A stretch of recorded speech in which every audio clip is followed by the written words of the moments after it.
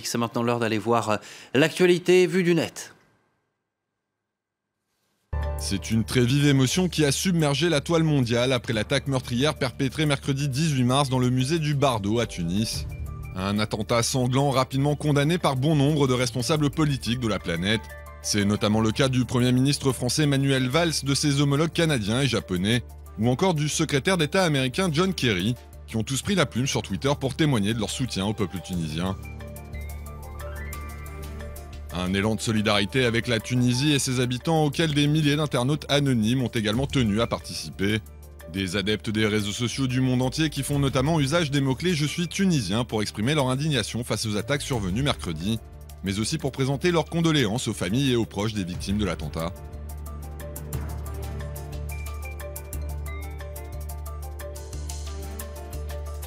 Mais si l'heure est avant tout au recueillement sur la toile, certains utilisateurs du web assurent déjà, pancarte à l'appui, qu'ils se rendront en Tunisie cet été pour passer leurs vacances. Objectif affiché, faire en sorte que le secteur touristique, qui constitue une manne économique très importante pour le pays, ne soit pas mis à mal par l'attentat perpétré mercredi à Tunis.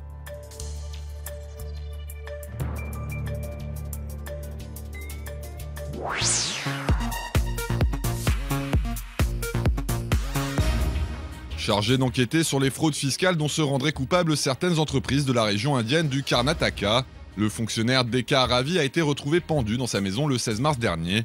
Et si la police a rapidement expliqué qu'il s'agissait d'un suicide, les Indiens sont eux nombreux à considérer que le jeune homme a été victime d'un assassinat. Des citoyens qui ont donc décidé de monter au créneau dans la rue et sur la toile pour dénoncer les conclusions des autorités.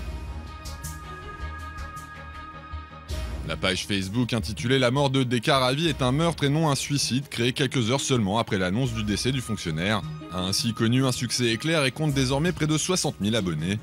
De son côté, cette pétition en ligne réclamant que toute la lumière soit faite sur les circonstances de sa mort a elle été paraphée par plus de 134 000 personnes en l'espace de 48 heures. Et sur les réseaux sociaux, les internautes multiplient les messages pour saluer le courage et l'intégrité du disparu.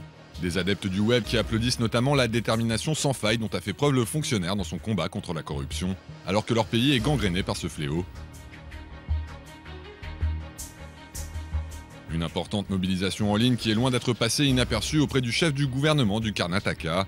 Sur Twitter, le responsable politique a ainsi annoncé l'ouverture d'une enquête criminelle sur la mort de D.K. Ravi.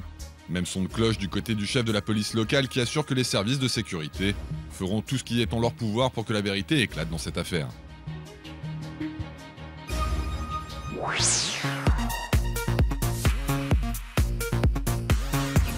Kerry ne négociait pas avec un assassin est le hashtag dont se servent actuellement de nombreux internautes dans le monde. Des mots-clés apparus en ligne après que John Kerry, le chef de la diplomatie américaine, a déclaré dimanche que Washington devra entamer des discussions avec le régime de Bachar al-Assad pour mettre fin au conflit en Syrie. Des propos largement dénoncés en ligne où les adeptes des réseaux sociaux estiment que la place du président syrien est en prison et non pas à la table des négociations avec les États-Unis.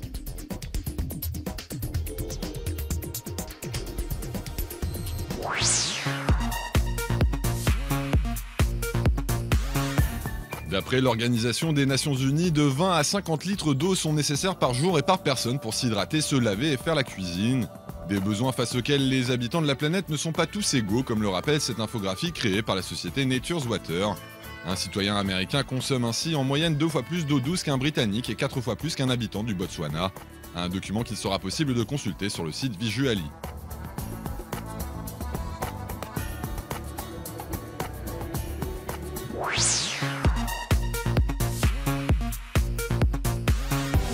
Créer une carte de la forêt amazonienne en demandant l'aide des internautes, c'est l'objectif du site mapazonia.org.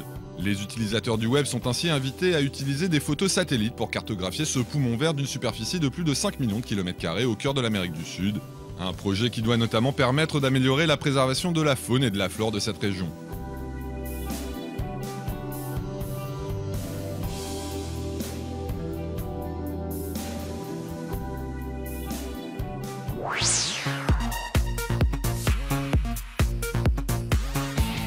Spécialiste des blagues potaches, le youtubeur Roman Atwood a récemment décidé de faire tourner en bourrique un de ses amis, l'acteur et producteur Howie Mandel, en recouvrant sa maison de papier toilette. Une initiative réalisée avec la complicité de la femme et du fils du propriétaire de la demeure, que les internautes pourront retrouver dans son intégralité sur YouTube.